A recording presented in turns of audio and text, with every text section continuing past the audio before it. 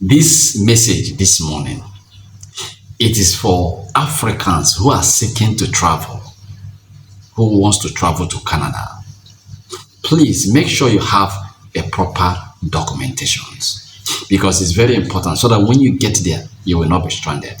So before I open the full package, what is happening to most of Africans who are in Canada, before I open the package, please make sure you touch the like button, subscribe, share this message for other people. Make sure you share it. It's very important for other people to see what is going on so that they can have a proper documentation. Let's go there. Right of Nigerians who are seeking to migrate out of the country. Now, Honorable Abike Dabiri Erewa has been warning that Nigerians who want to leave the country should leave on a good note with proper documentation. There's a video that surfaced online of some Nigerians who are staying in a shelter in Brampton in Canada, where Honorable Abike Dabiri visited and shown that the willingness to help them. And hopefully, we pray and hope that they will get out of this situation. It really is not quite a pleasant sight to behold. And we thank the Nigerians who have been supporting them. We thank you for the stuff that you do for us and the mean that you're going to be doing for us. We appreciate it, though. Thanks. And we just got good news to our brothers. We've been working behind the scenes, though we're not on camera all the time, but that's fine. My name is Pastor Vivian. I'm the founder of Better Food Bank.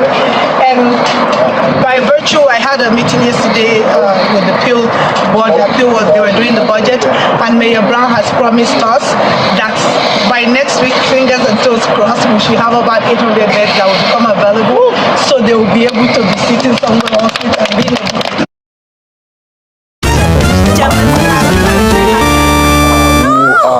Erewa, who is the Director General of Nigerian Diaspora Commission.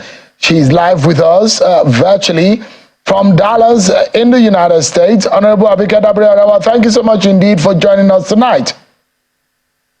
Thank you very much, Sean. Nice to be with you this afternoon here.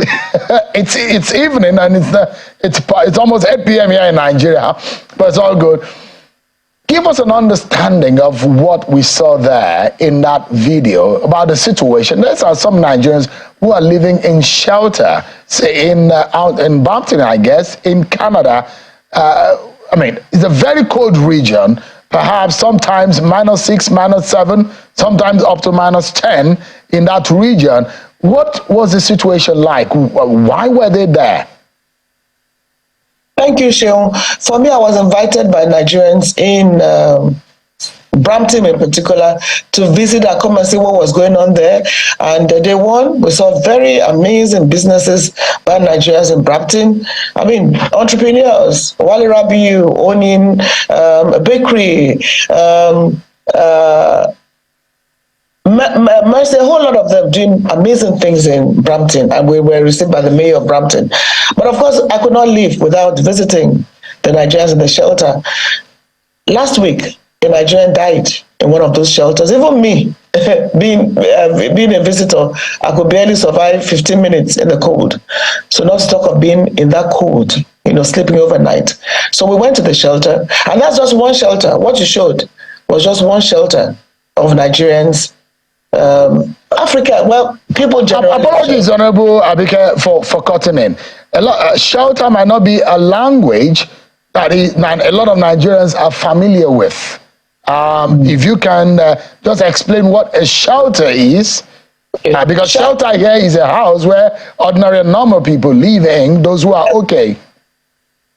Okay, shelter, where you saw that I visited, means a place where when you come to Canada, you get to the airport, you now hold your hands up and say, hey, I'm here, but I have nowhere to go to. No matter your circumstance, they're going to be kind enough to you to say, okay, we'll put you somewhere. So that is a shelter.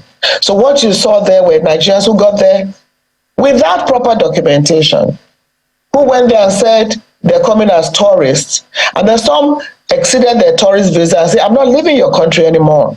So there, that is a shelter. So what Canada does is take you somewhere where you will stay, and then you're going to say, well, I want to be your citizen. I want an asylum. The rather than send you back immediately, they will listen to you and say, why do you want an asylum in our country? Then if you convince them, they'll say, okay, we can give you a place to stay before we take a decision on you. That is a shelter. So Canada is overstretched from what we found out, with many, many people, well, saying that, well, they want to stay and they don't want to leave. So they put you where they can put you. So when they put you there, what we did was went to visit them, give them food, a bit of support, and you saw Wale Rabiu, owner of Abike bread, give them bread. There's a lady there, Pastor Vivian, who runs a food bank to give them food so that they can eat. And then the mayor of Brampton, whom we met earlier, had said he's going to provide 800 more beds. So what you saw there, in the evening, they're going to put their mattresses on the floor. Wherever you find yourself, then you sleep. So that's the external view of the shelter. So on the floor in the evening, 800 people, 1,000, I don't know the number, but you're going to put your bed, and don't forget they're not just Nigerians, you're going to put mattresses on the floor, if there are mattresses. If there are no mattresses, you're just going to sleep floor. So that is what a shelter is. And for us, the advice, and here's a very important message, which I took to them. The Nigerian government cannot help you, but we can sympathize with you and say, for the next person, hoping that, let me run abroad and then raise my hands up, seek a shelter. Some said, oh, we're being persecuted by Boko Haram. Some said, we're being persecuted because we're gay. Now, here's the thing. They know the truth. They know you're not being persecuted because you're gay. You have cross-dressers in Nigeria who are even on social media telling you that they are cross-dressers. So they know the truth. At the end of the day, if they deny you that asylum, they're not even going to deport you. They're going to leave you. Then trouble starts. How do you survive? You're not even going to survive. Then you get into trouble, you're going into fraud and all that, and then you're going to prison. So our message is, if you're planning to do that, desist from it. Because there's no point. And those people you saw, they're paid for tickets.